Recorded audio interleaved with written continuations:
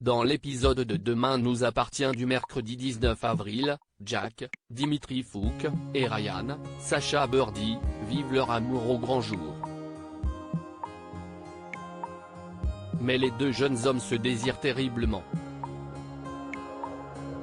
Impossible toutefois d'aller chez l'un ou l'autre.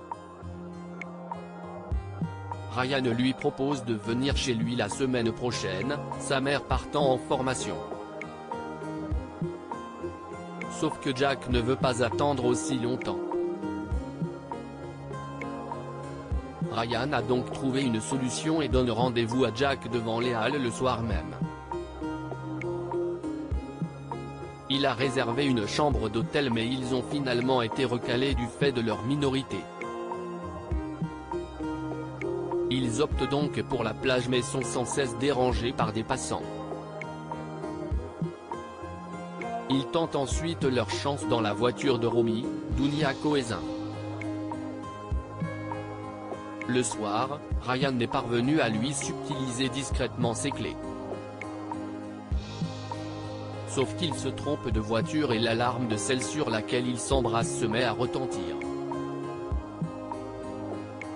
Ils prennent donc la fuite.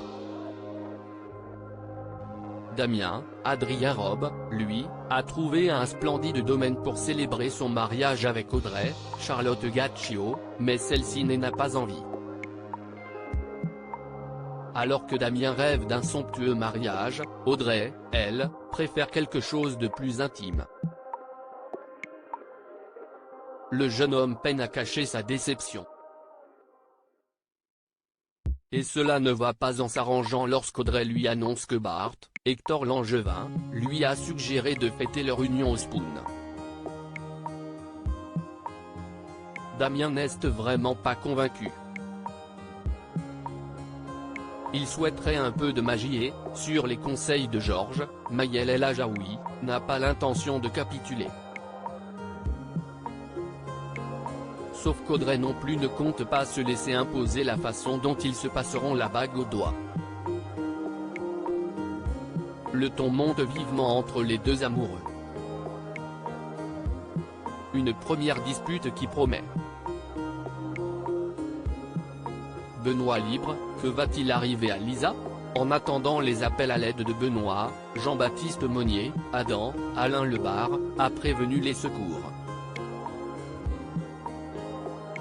Depuis, le professeur remplaçant est hospitalisé. Physiquement, il va bien et est seulement déshydraté mais il n'a pas dit un mot depuis son arrivée, étant en état de choc. Face à Karim, Samy Garbi, Benoît révèle toutefois qu'il a été séquestré par Lisa, Naïma Rodrigue. Le policier tombe des nues et ne peut y croire mais Benoît insiste. Il se rend donc au domicile de sa collègue. Lisa est soulagée que tout cela soit fini. Elle ne dormait plus. Elle espérait sincèrement qu'il passe aux aveux devant les policiers et ainsi l'empêcher de recommencer. Face au procureur, Benoît réécrit l'histoire et affirme que Lisa ne voulait plus l'alimenter. Lisa promet à Perrault, Xavier Deluc, que Benoît a reconnu être le monstre d'Argenteuil mais celui-ci assure qu'il était prêt à tout dire en échange d'un verre d'eau. Benoît se fait passer pour la victime et espère même devant Sébastien que Lisa sera soignée, que sa place n'est pas en prison. Lisa le supplie de passer aux aveux, et face à son refus perd son sang-froid. La nuit est tombée quand Lisa quitte le commissariat pour être transférée en prison. Karim est obligé de la menotter et déplore qu'elle ne leur ait pas parlé. Convaincu que Benoît va recommencer à tuer, Lisa lui conseille de le mettre sous surveillance. Et elle n'a sans doute pas tort.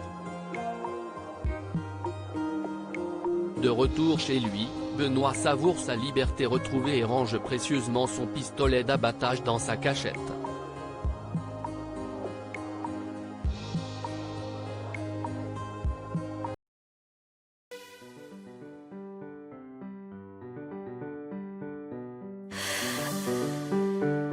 The